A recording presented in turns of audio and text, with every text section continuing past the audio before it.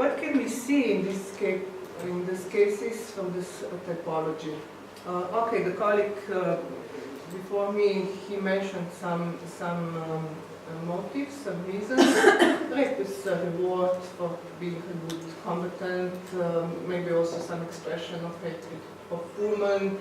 Rape is a strategy, weapon of war, sexual desire.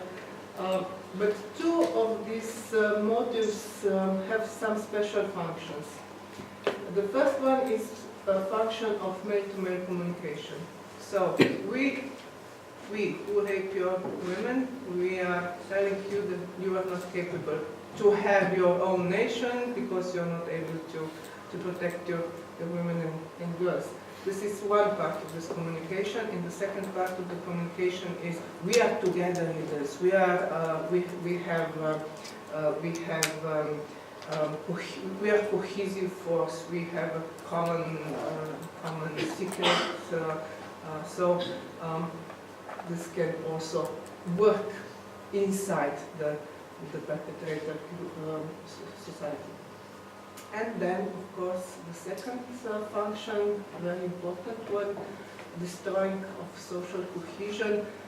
This is a consequence very often after this kind of acts, especially when rapes are used as a strategy of weapon of war.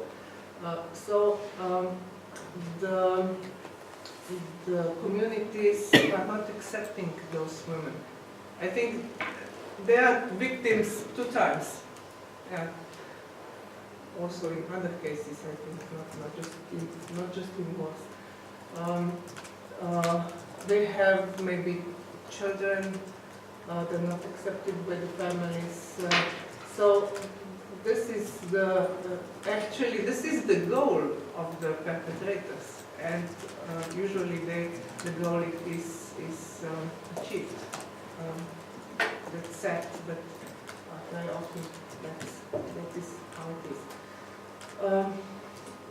Maybe I can also stress that not only women but also men are targets. When I was reading the documents, the reports, they said that it is difficult to hear about these cases because the men are even more silent about this. They really don't want to talk about it. But there are cases, there are known cases. The next issue, shall we speak about victims or survivors? I read one report.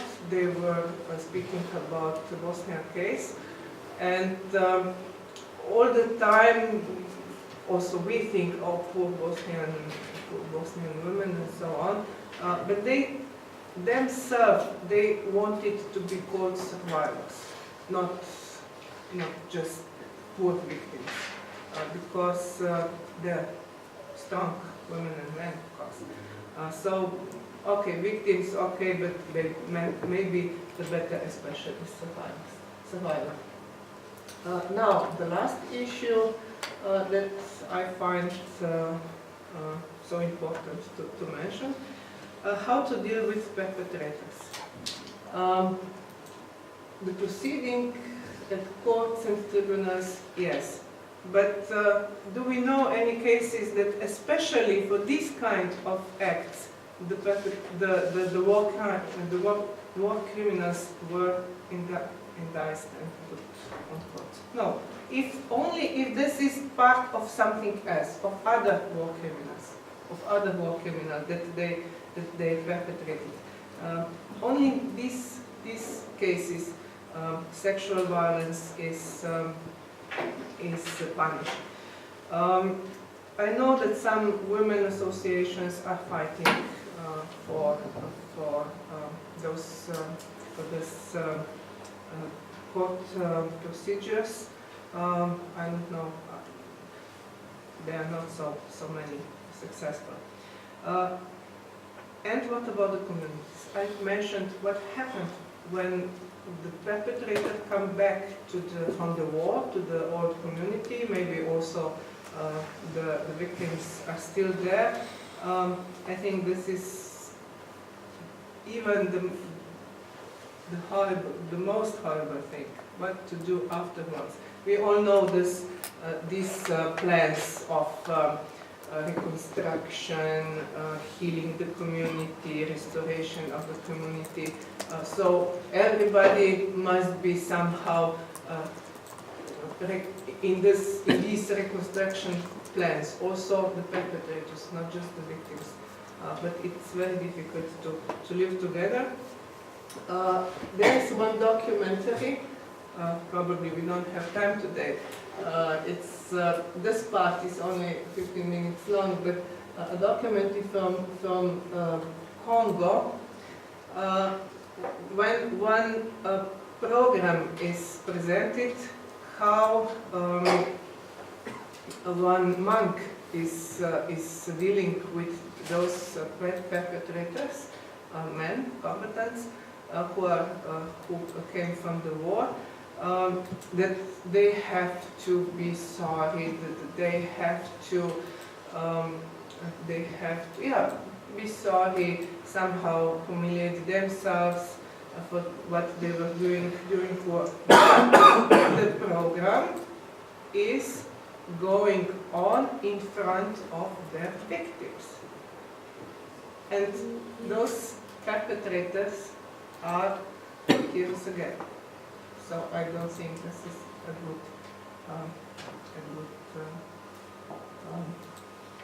project. Thank you.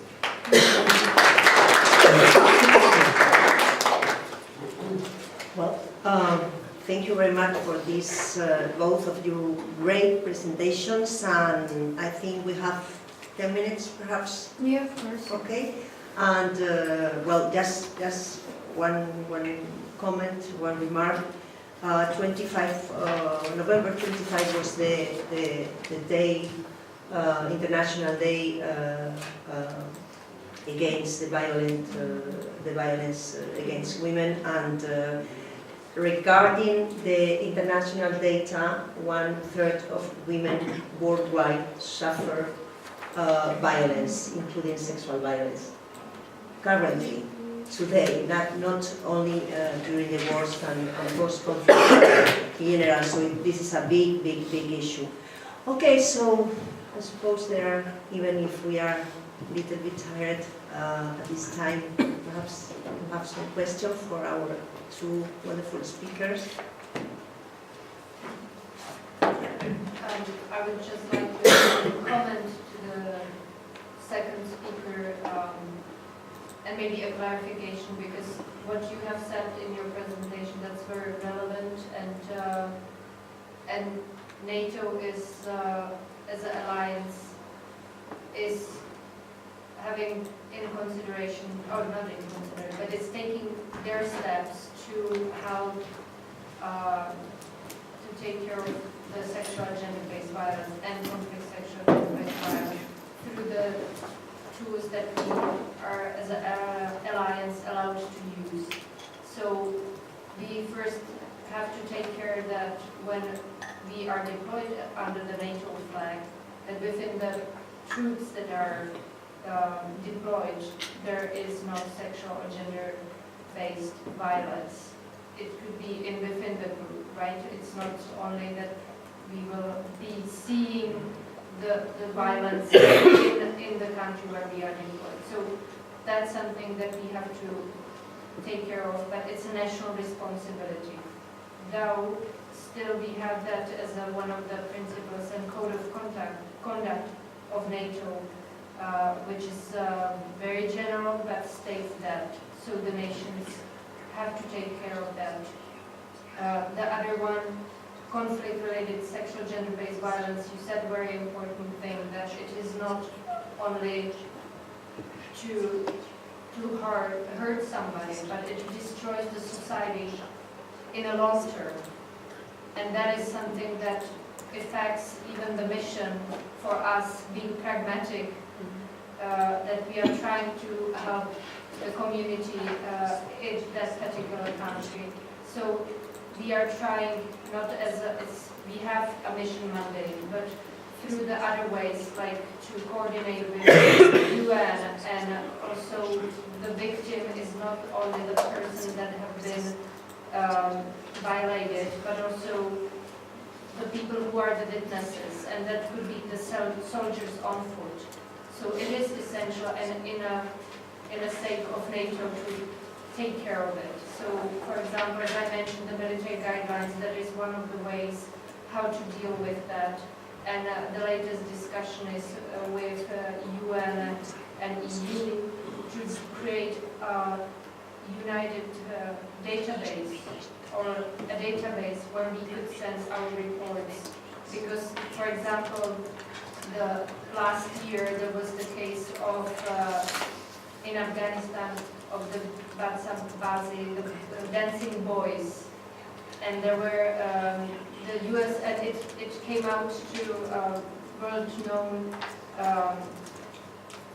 event that U.S. soldier actually had to go to the media and talk about it because he was the witness, he was actually the victim at the end as well.